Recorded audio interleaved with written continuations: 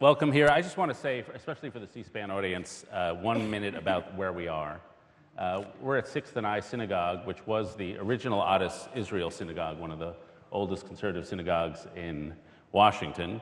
It was a synagogue for a long time, and then the congregation moved up to Cleveland Park, a few miles northwest of here, and it became a Baptist church, I believe.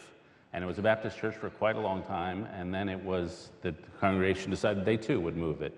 And so they were going to sell this building, and it was going to become a nightclub. And it was immediately as that news came out, two great philanthropists, Abe Poland, who has since died, and Sheldon Zuckerman, said, we can't let it become a nightclub. Let's make it a synagogue again.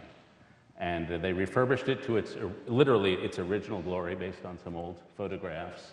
And we were fortunate because my oldest son, who's now 20, was the first boy in 50 years to be bar mitzvahed from this bima, and was the first person since World War II to use one of the Torahs that's back in there.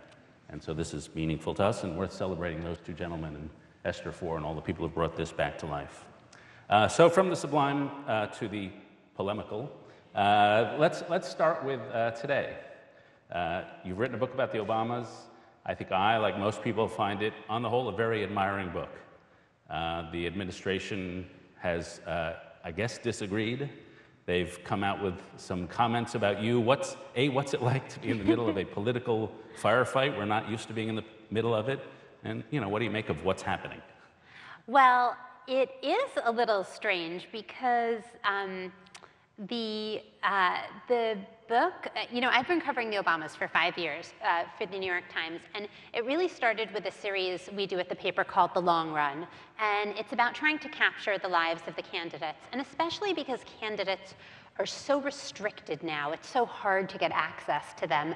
One of the ways we learn about them is through their biographies. We delve deeply into their pasts and their characters, and we really look at the whole person. And so this book, in a way, is an outgrowth of those stories, which I've been doing for years and years. And so the goal of this book was to really write about what I would call the big change. When I started covering Barack and Michelle Obama, they really were Barack and Michelle. And the extraordinary thing that I was watching happen was watching these two regular people become president and first lady of the United States. And what I was seeing is that it wasn't a process that happened on Inauguration Day when somebody takes an oath, but it's a huge learning curve made all the more dramatic in the Obama story because of their freshness to national political life and also because of the fact that they're the first African-American president and first lady. So we really see a couple of things happening in this book. We see two people learning to take their partnership, which used to be this private thing, and turn it into a White House partnership. We see Michelle Obama have a really tough landing initially in the White House and then actually turn it around.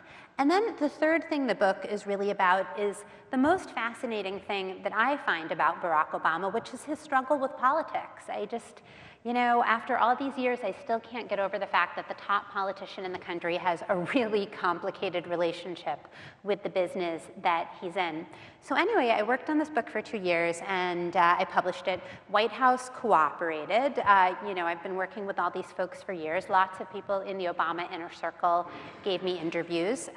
They knew exactly what they were getting into. I mean, I never misrepresent what I was doing. And also, I fact-checked the book with an assistant before publication. And we published an excerpt in the Times on Saturday.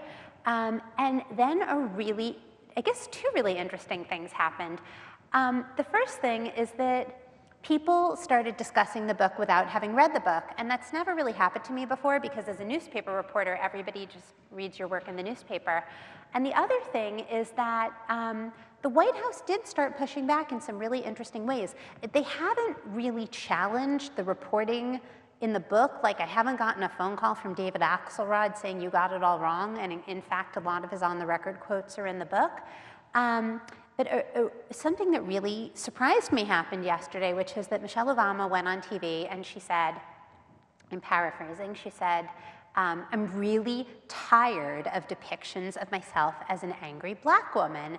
And she also protested portrayals of her fighting directly with Rahm Emanuel.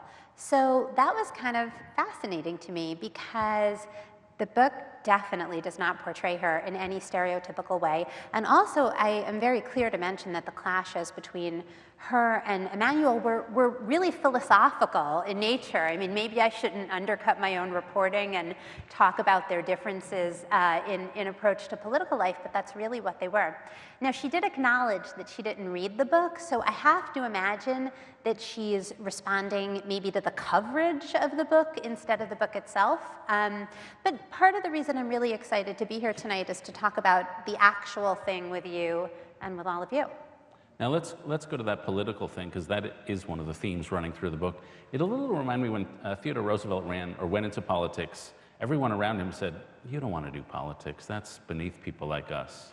Is that sort of the attitude? What are the qualms about politics the Obamas have? Well, part of the reason I think their qualms are important and not to just be dismissed is that they're similar to the qualms that a lot of us have about politics, right? I mean, we all see what's wrong with the political system, what's ugly about it, whether it can really address social needs and whatnot. But, this is one of the many things about Obama that was such a big asset in the campaign that ends up being somewhat inhibiting in the presidency time and time again in my reporting, sometimes in very simple ways and sometimes in very complicated ways. I found that he had kind of trouble acting like a politician. Like a small story in the book is about the first Super Bowl party in the White House. And, he's kind to everybody, he greets everybody, but he doesn't want to work the room. He's got this kind of principled objection, right? He doesn't want to be the guy who's spending the entire Super Bowl schmoozing. And he has this idea that he wants to still hang on to a normal life in the presidency. And, in my reporting, I just watched that idea get tested again and again and again. Now, there's another story in the book where he insists on having dinner every night at 6:30, which means he can't schmooze with other Washington power brokers. And that's sort of an admirable side of not wanting to be captured by the job. Is that a constant theme, the wanting to preserve a domestic life as opposed to being a full-time?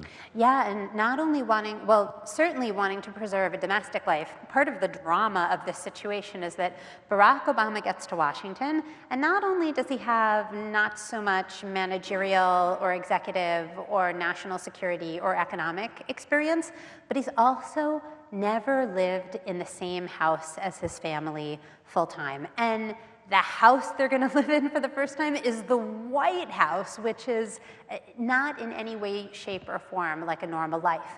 But, I think the 6:30 rule, and by the way, he's obviously willing to miss dinner with his family for important situations, and he's willing to miss it 2 nights a week. I just find in my reporting that the Obamas are constantly seeking ways to kind of limit and protect themselves from political life. Right. So why do you think he ran? If he's ambivalent about politics? I think it was a rushed decision, and I think it was a hard decision.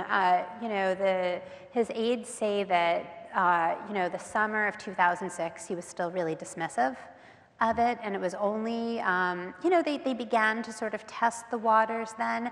But when you think about it, their decision-making process only went from maybe the summer of 2006 through the fall. And what people kept telling him was, your time is now, right? If you miss this window of opportunity, you may never get it again. And part of the drama of the situation is that Michelle Obama is initially very opposed, in part because of the family issues, but in part because she thinks she's worried about attacks from the Clintons and withstanding attacks, and she thinks a couple of years may benefit him.